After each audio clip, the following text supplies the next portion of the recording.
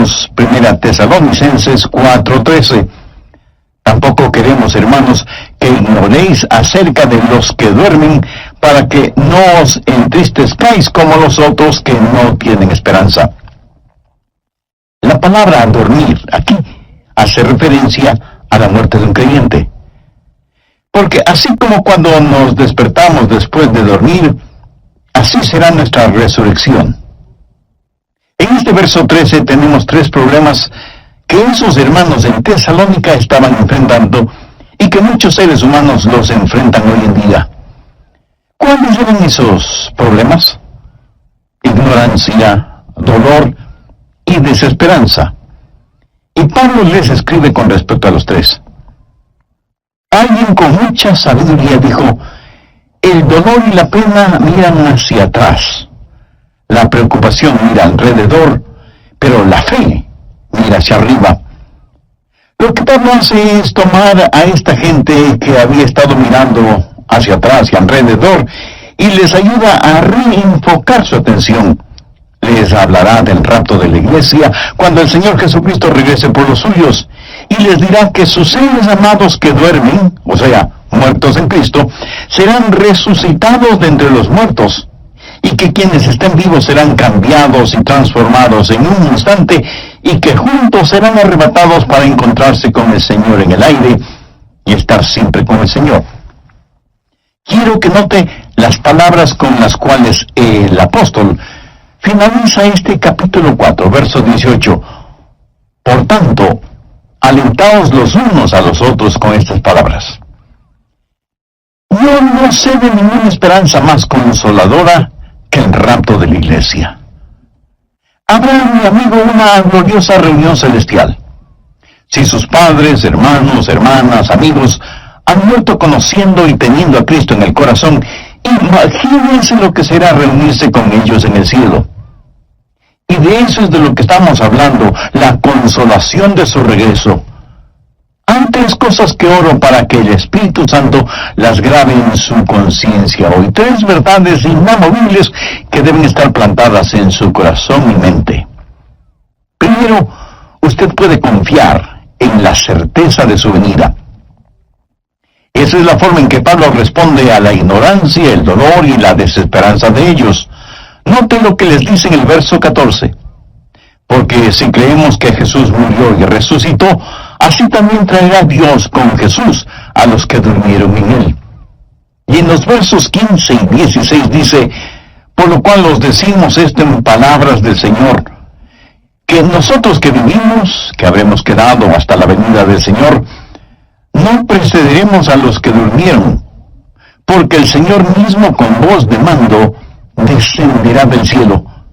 Y aquí el apóstol está dando 2 grandes argumentos o evidencias que hacen inamovible la verdad de la segunda venida del Señor.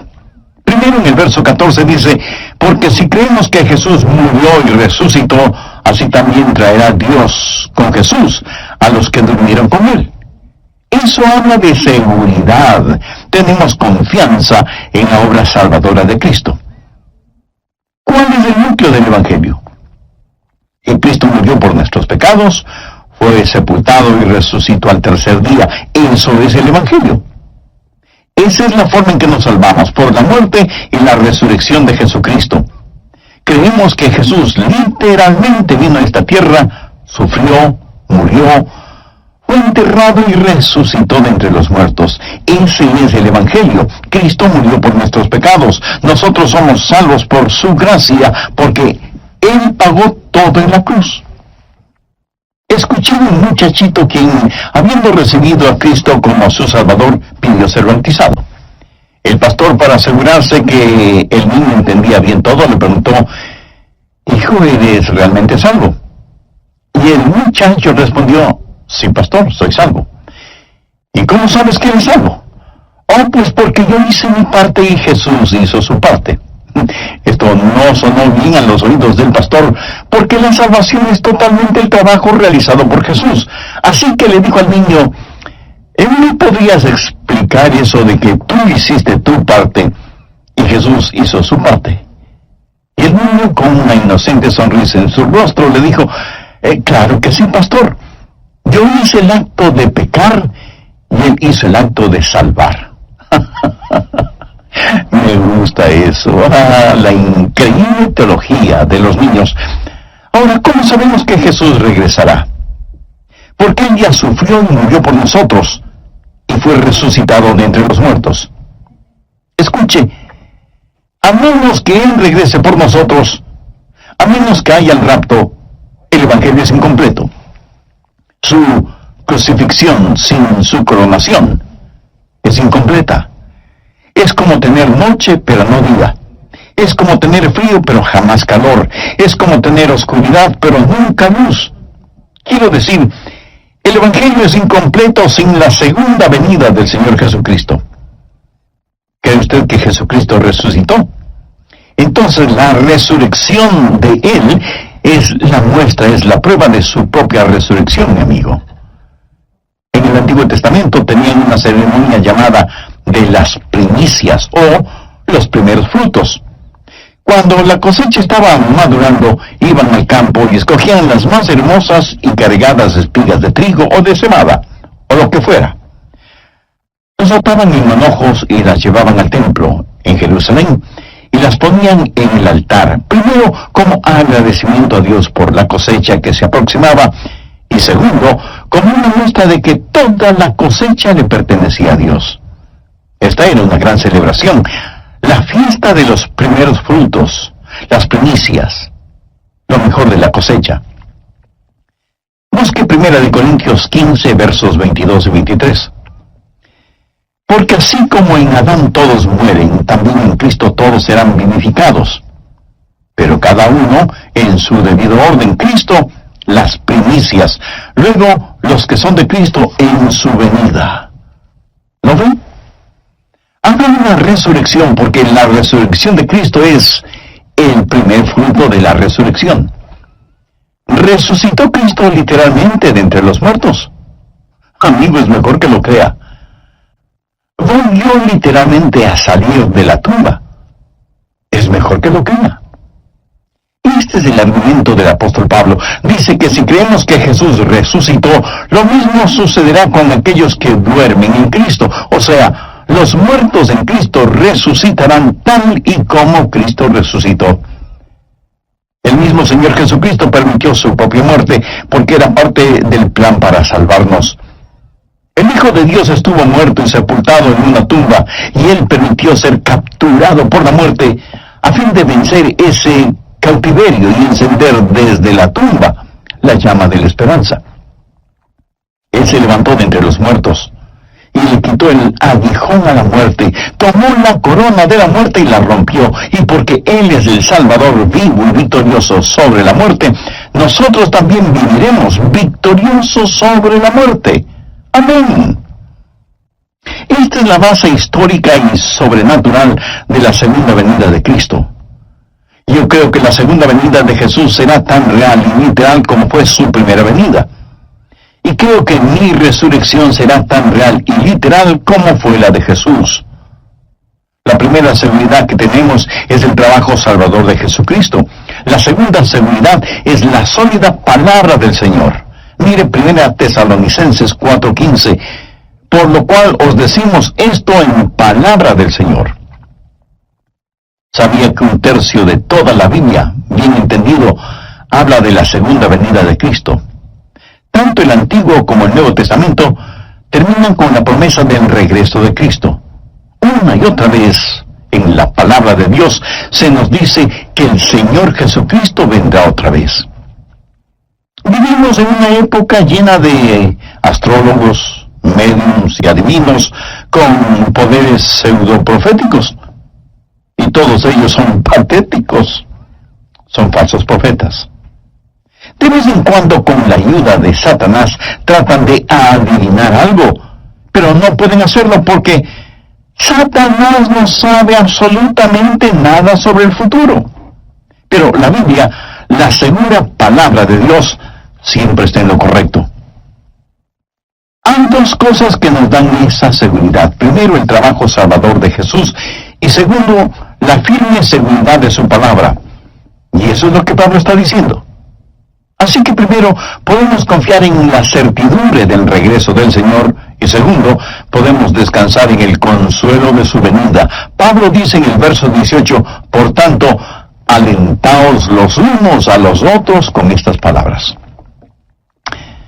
A veces algunos predican sobre la segunda venida de Cristo para amenazar o para atemorizar. Y debemos sentirnos atemorizados si no estamos listos. Pero Pablo no escribió esto ni para amenazar, ni para atemorizar, sino para consolar.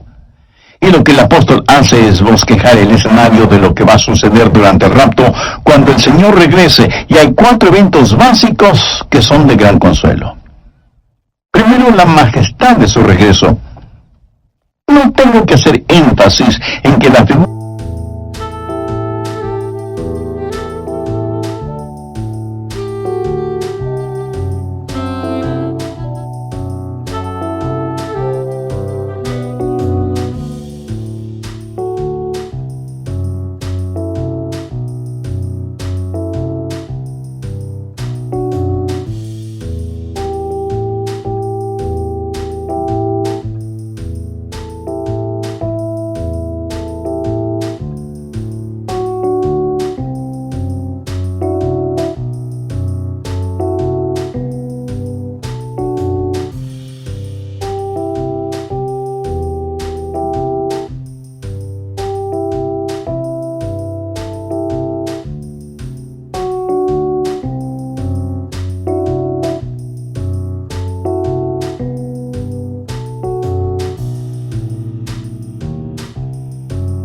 central aquí es Jesús.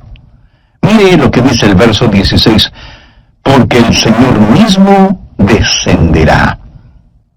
Vamos rápidamente a Hechos 1:11. Dice, este mismo Jesús que ha sido tomado de vosotros, el mismo Jesús que alimentó a más de 5,000 personas, el mismo Jesús que caminó por las playas de Galilea, el mismo Jesús que caminó sobre las aguas y calmó la tempestad, porque el mismo Señor descenderá. Algunas personas dicen, la segunda venida de Jesús es cuando uno se muere y viene el Señor en espíritu para llevar nuestro espíritu al cielo. Eso suena maravilloso, pero no es la segunda venida del Señor.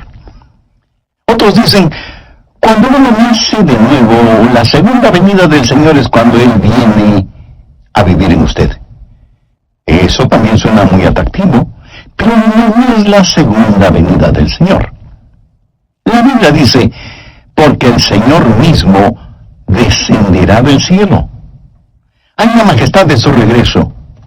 Un día el Señor se levantará de su trono, dejará el sublime esplendor de su cielo y comenzará su descenso hacia esta tierra. El Señor descenderá y vendrá en la gloria de su Padre con los santos ángeles, porque el Señor mismo con voz de mando, con voz de arcángel y con trompeta de Dios descenderá del cielo. Segundo, el milagro de nuestra resurrección. Veamos nuevamente el verso 16. Porque el Señor mismo con voz de mando, con voz de arcángel y con trompeta de Dios. Habrá señales de su venida, pero también hay que escuchar los sonidos, y hay por lo menos 3. Voz de mando, voz de arcángel y trompeta de Dios. ¿Qué es lo que el Señor va a decir? No lo sé.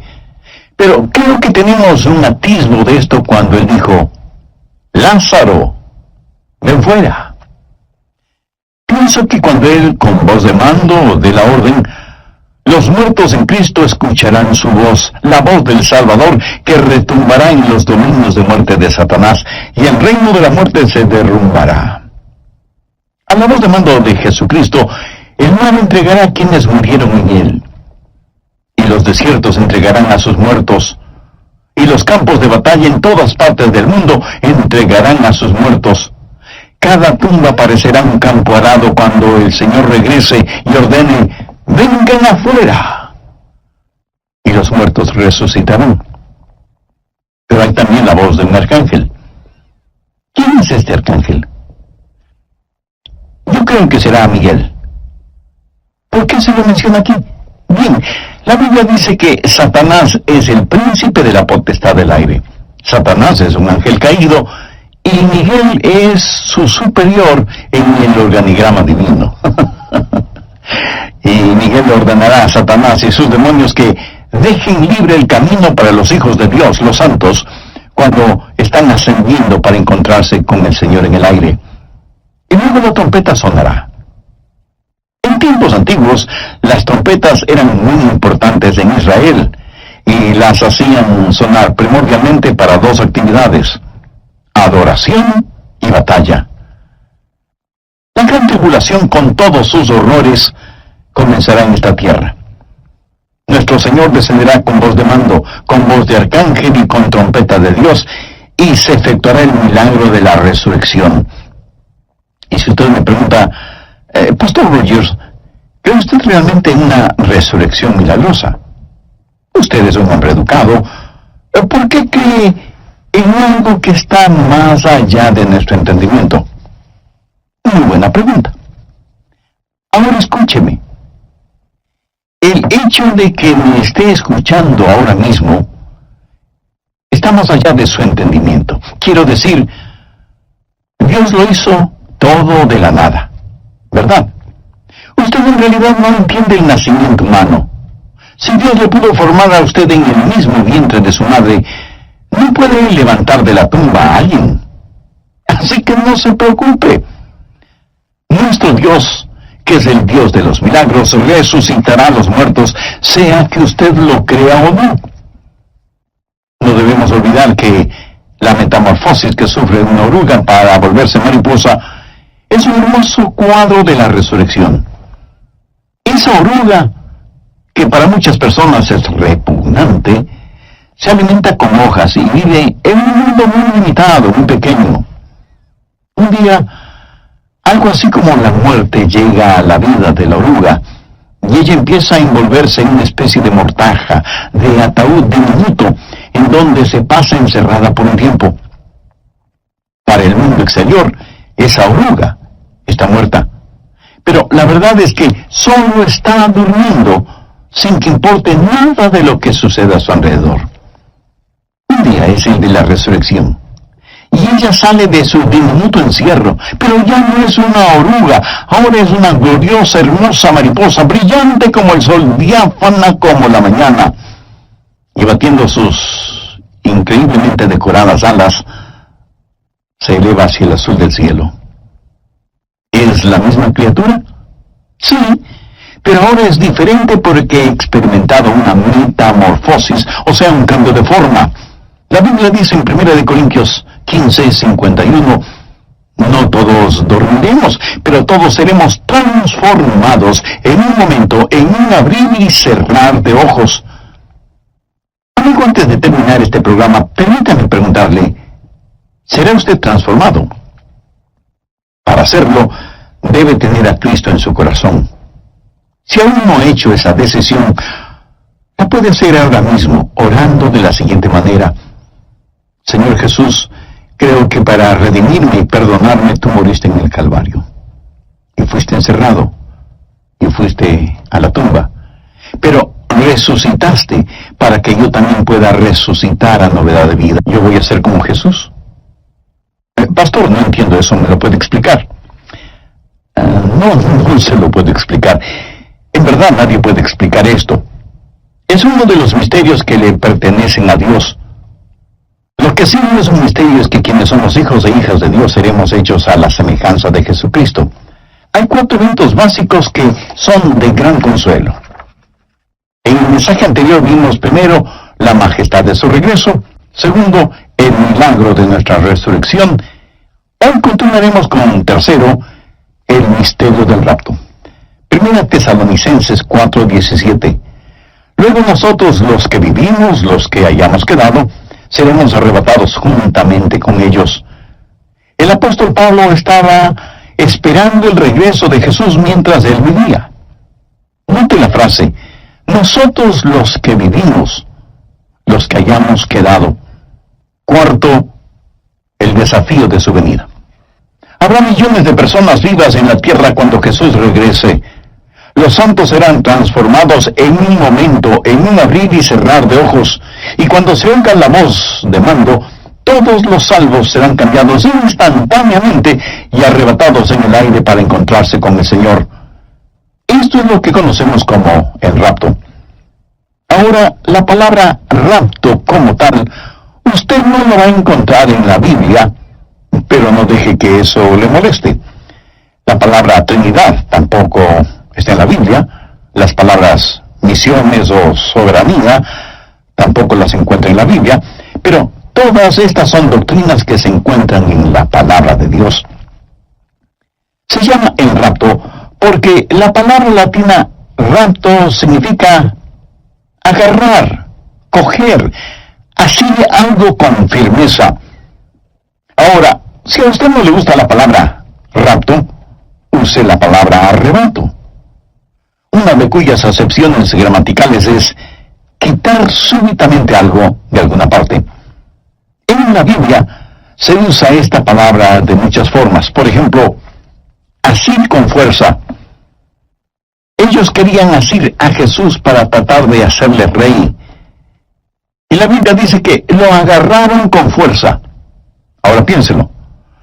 Cuando sucede el rapto, usted y yo seremos tomados, asidos, agarrados por una fuerza sobrenatural. Esa fuerza es nuestro Señor.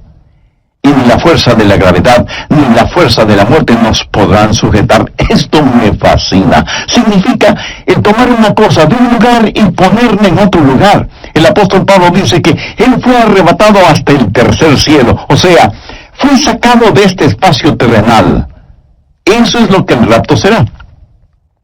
Por ejemplo, en el capítulo 17 de los Hechos, se dice que hubo una revuelta, un tumulto en contra de Pablo, y unos lo alaban para acá y otros lo empujaban para allá, hasta que vinieron algunos soldados romanos que rescataron a Pablo y lo llevaron a un lugar seguro. Ahora escúcheme. La iglesia del Señor será arrebatada de este mundo y puesta en la seguridad del cielo, mientras los horrores de la tribulación tendrán lugar en la tierra. Seremos arrebatados en un momento, en un parpadear de los ojos, y este evento, mi estimado amigo o amiga, puede suceder en cualquier momento. A esto la Biblia lo llama un misterio. Mire lo que Pablo dice en 1 Corintios 15:51. He aquí os digo un misterio. Y describe el rapto. Y es este misterio del rapto lo que va a suceder. Y alguien podrá decir, ¿eso suena a algo sobrenatural? Pues sí. Toda nuestra fe es una fe sobrenatural. Y es mejor que usted lo crea. Déjeme darle una ilustración. Digamos que usted toma algunos pedacitos de diferentes metales, cobre, plomo, zinc, cromo, hierro, platino, oro y plata. Luego va a un campo y esparce esos pedacitos de metal por todas partes, removiendo la tierra para cubrirlos. Luego viene con un detector de metales, electromagnético, y al pasarlo por sobre la tierra, algunos metales saltarán, adhiriéndose al electromagneto. Y notará que ni el cobre, ni el plomo, ni el oro, ni la plata, ni el platino serán atraídos por el imán del electromagneto, y solamente el hierro lo será. ¿Por qué? Porque el hierro tiene la misma naturaleza del imán, por eso es atraído por el electromagneto. Cuando Jesucristo regrese, aquellos que compartimos su misma naturaleza, seremos atraídos hacia Él. La Biblia dice que somos participantes de la naturaleza divina. Si usted ha nacido de nuevo, está rumbo al cielo. Si el Señor Jesucristo vive en usted, experimentará la majestad de su regreso, el milagro de nuestra resurrección y el misterio del rapto. Seremos arrebatados, seremos cambiados, y juntamente con los que durmieron en Cristo, los vivos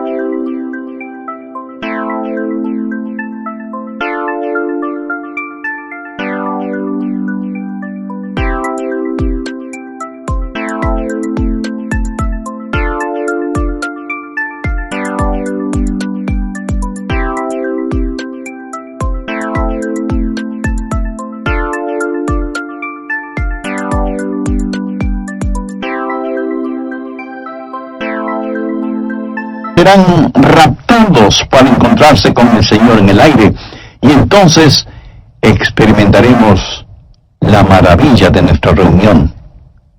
Primera Tesalonicenses 4:17 dice: luego nosotros los que vivimos, los que hayamos quedado, seremos arrebatados juntamente con ellos en las nubes para recibir al Señor en el aire, y así estaremos siempre amados que habían muerto y Cristo no había retornado. Pablo les dice: escuchen, vamos a estar juntos. Padres, madres, hijos e hijas, hermanos y hermanas, si están dormidos en el Señor, todos juntos iremos a encontrarnos con Él en el cielo. El doctor Robert Lee fue un gran predicador de la palabra de Dios. Una de las historias personales que él alguna vez contó conmovió profundamente mi corazón. Permítame compartir esa historia con usted. Él dijo: cuando yo era un niño pequeño, vivíamos en una especie de ranchito muy pobre, y sin embargo, esa insignificante vivienda estaba hipotecada. Un día, cuando casi todos en la familia habían ido al pueblo, mi madre y yo estábamos en el porche de la casa. Ella, sentada en una vieja silla mecedora, estaba tejiendo. Yo estaba tendido en el piso, frente a ella, mirándola, y vi las manos de mi madre, ágiles, pero marchitas. Y le pregunté: mami, ¿cuál ha sido el día más feliz de tu vida? Pensé que ella me diría que fue cuando mi papá, que es muy alto y atractivo, le declaró su amor y le pidió que fuera su esposa. Pero no mencionó eso. Pensé que ella diría que cuando se casaron y vivieron la vida matrimonial juntos por más de 50 años, hasta cuando Dios se llevó a mi papá al cielo. Pero ella no dijo eso. Ella me respondió: hijo, has hecho una pregunta difícil. Pero durante nuestra guerra civil, los tiempos fueron difíciles y amargos. Prácticamente todos los hombres fueron a la guerra, incluyendo tu abuelito. No teníamos mucho en el rancho. Tomábamos té hecho de sazafrás, o café hecho de maíz duro, tostado y molido. Siendo niña, yo iba con las mujeres a trabajar en el campo. Esos fueron días muy duros. Luego recibimos la noticia de que mi papá, o sea, tu abuelito, había muerto en la guerra. Y yo miré a mi mamá. Me preguntaba qué es lo que ella diría o haría, pero ella no decía mucho. Hasta me parecía que ella era incapaz de llorar. Casi siempre estaba en silencio.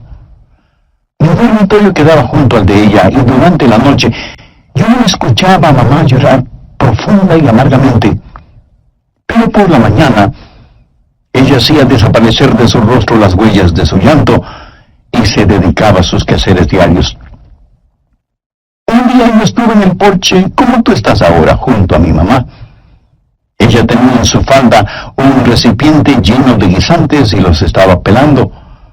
Nuestra casita estaba junto a un río. Mi madre levantó la vista de su labor y vio a un hombre caminando por el sendero del río y dijo: Elizabeth, mira, ese hombre camina como tu papá. Luego, mirando más intensamente, me dijo: hija, te digo que ese hombre se parece a tu papá. Y yo le dije: mamá, tú sabes que papá está muerto. Desearía que pudiéramos traerlo de regreso, pero no podemos.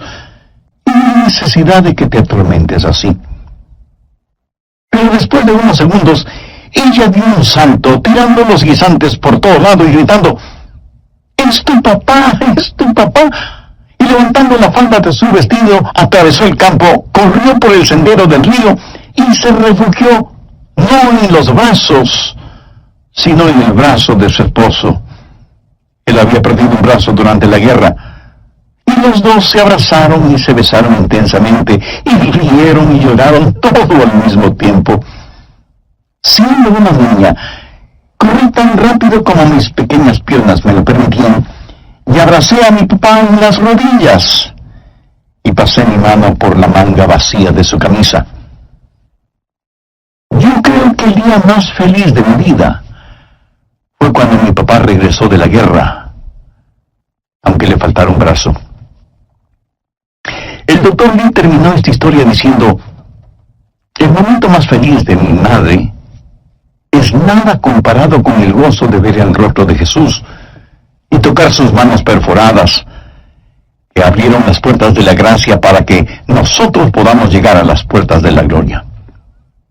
Y cuando todos estemos reunidos con el Señor, esa será una reunión para la cual no existen las palabras apropiadas para describirla. Amigos, no solo estaremos seguros de la certidumbre de su regreso y del consuelo de su retorno, sino que debemos responder. Tercero, el desafío de su venida. Otra vez veamos el verso 17. Luego nosotros, los que vivimos, los que hayamos quedado, seremos arrebatados juntamente con ellos en las nubes para recibir al Señor en el aire, y así estaremos siempre con el Señor. Todos somos embajadores de Cristo. Uno de estos días, muy pronto, yo voy a tener que dar cuentas. ¡Qué desafío que representa la segunda venida del Señor! Cuando eso suceda, ojalá que podamos decir: cuando Él con trompeta de Dios descienda del cielo, quiero que me encuentre vestido de su justicia y sin mancha delante del trono. ¿Está usted listo para la segunda venida de Cristo? ¿Está usted listo para el rapto? ¿Es usted salvo? Como creyente, ¿está listo a decir: Señor Jesús, te he amado, te he servido, he testificado de ti, he sido fiel? Cuando Él regrese, no quiero que encuentre sus diezmos en mi cuenta bancaria. No quiero que encuentre licores ni material pornográfico en mi casa. No quiero que encuentre mi corazón lleno de odio. No quiero que cuando Él regrese me encuentre frío e indiferente a sus cosas. Quiero vivir ardientemente por Jesús. Quiero que el fuego de mi vida espiritual inflame la vida espiritual de quienes me rodean: esposa, hijos, nietos, amigos, compañeros de labores, vecinos. No sé cuándo con exactitud, pero sí sé que pronto veré al Señor. ¿Y usted también lo hará? Por favor, busque Marcos 8:38. Porque el que se avergonzare de mí y de mis palabras en esta generación adúltera y pecadora, el Hijo del Hombre se avergonzará también de él, cuando venga en la gloria de su Padre con los santos ángeles. Usted dirá: yo no me avergüenzo de Jesús. Pues le felicito. Pero permítame preguntarle: ¿alguna vez ha confesado que Él es su Señor? ¿Le ha obedecido siguiéndole en bautismo?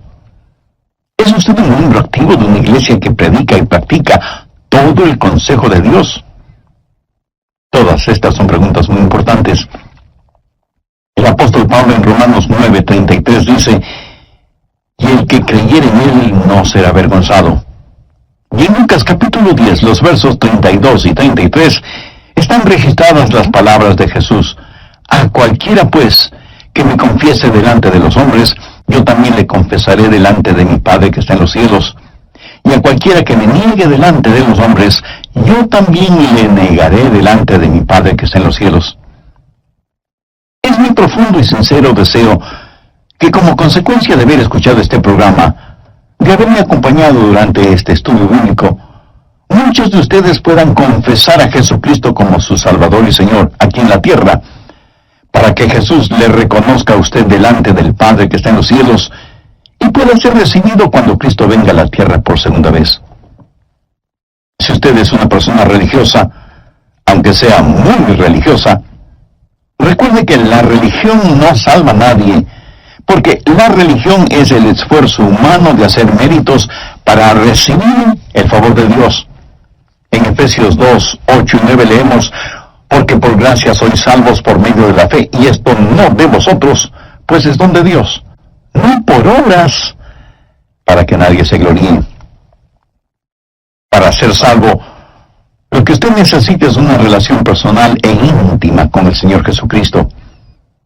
Necesita creer en Él no solo intelectualmente, sino espiritualmente. Y necesita depositar su fe y confianza en Él. Si usted tiene ese sincero deseo en su corazón, le invito a que ore, a que converse con Dios. La oración que voy a decir es solo una muestra, una guía. Ore usted con sus propias palabras. Hágalo en voz alta o en voz baja o silenciosamente. Orar no es cuestión de volumen. Ore de la siguiente manera: Dios eterno, gracias por haberme dado la oportunidad de escuchar este mensaje. Yo quiero estar listo para el regreso de Jesús, para que me llames a tu presencia antes de ese evento. Sé que soy pecador y necesito tu perdón. Por eso vengo a pedirte misericordia.